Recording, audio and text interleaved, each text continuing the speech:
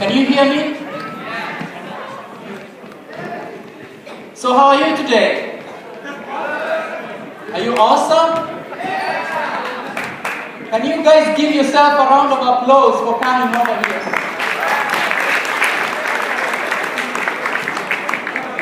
That's so good.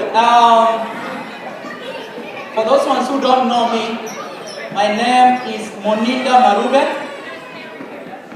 I've been a professional runner for the past 10 years or so, and I do a couple of volunteer work here, especially with the cross-country team and other track teams.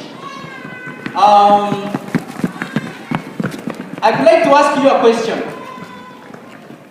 How many of you have ever seen an antelope? Don't tell me a deer, even if it belongs to the same family.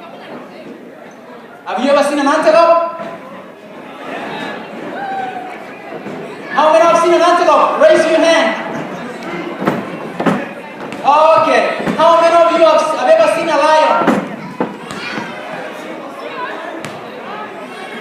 Have you ever seen a lion? Okay.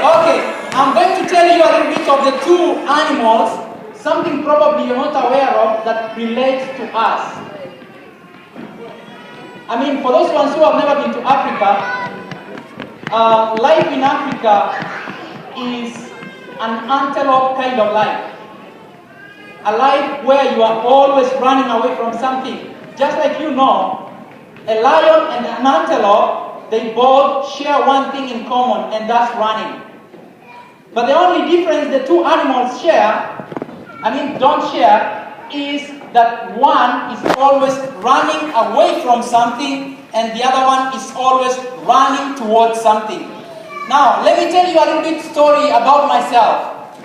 When I was in Africa, before I got here, I used to run away from three things. One of the three things was poverty, the second thing was illiteracy, and the third thing was corruption.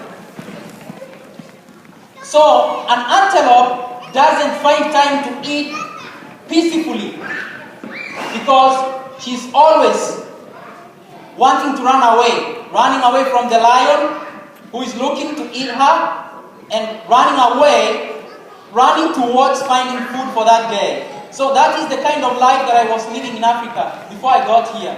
Now coming here, I got into a different kind of poverty. And this one is a little bit interesting because I never thought in America people live in poverty, right? Because after all, this is a first world country, right? So the kind of poverty that I got into here that made me live the first 10 months of my life as an antelope was that I became a victim of human trafficking.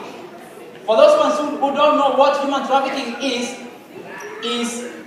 a situation whereby you keep someone without their consent, use them as your properties, and dominate them in one way or another. But for 10 months, I lived as an antelope. Now, when I became a lion, just like all of you here, you are all lions, and I'm calling you lions because of one main reason. In this land where you are seated right now, you've got all the opportunity you have to exploit and make ends meet. You've got a good school, you have nice parents, you have food in your stomach, and you have good education. Well, you are running towards something. The question is, what are you running towards? All of you guys here have got the opportunity. I mean, this is a very interesting kind of program here, trying to feed other people. You know, human beings usually have three things that they need most. And that is food, shelter, and what? Who can tell me the third thing? What? It's food. cover your head, and clothes. Now, if you happen to miss one of those three main items, then you become an antelope, right? So you guys, I just want to share this word with you because I've gone through hard experience and I've emerged. Right now, I'm standing in for a number of people who cannot speak for themselves. That is why I decided to start a journey of running across America starting from May, so as to sensitize people the essence and the importance of spreading the good word of caring for each other, helping each other to be able to make the right choices, and also sensitizing people about the piece of human trafficking. Because a number of people who come from third world countries, they come to this country, they think they are coming to get manna from heaven. They have to work for it. And they realize that the hard way to work for it, they end up being victims like I was. But now I'm no longer a victim, I'm a lion, I'm standing in for a number of people who cannot be able to stand in for themselves. So guys, you have a choice. You have a choice. Either to become the best that you want to be in this world, or to sit down pretty and cry about what you never achieved. You have all the opportunities. Make the right choices and make your life worthwhile in this world. Two days that I usually call the most important days in human's life.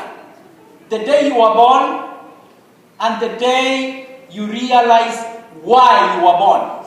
It's not about the day you die. It's about the day you realize your purpose on earth. So once you realize that, they're good for you.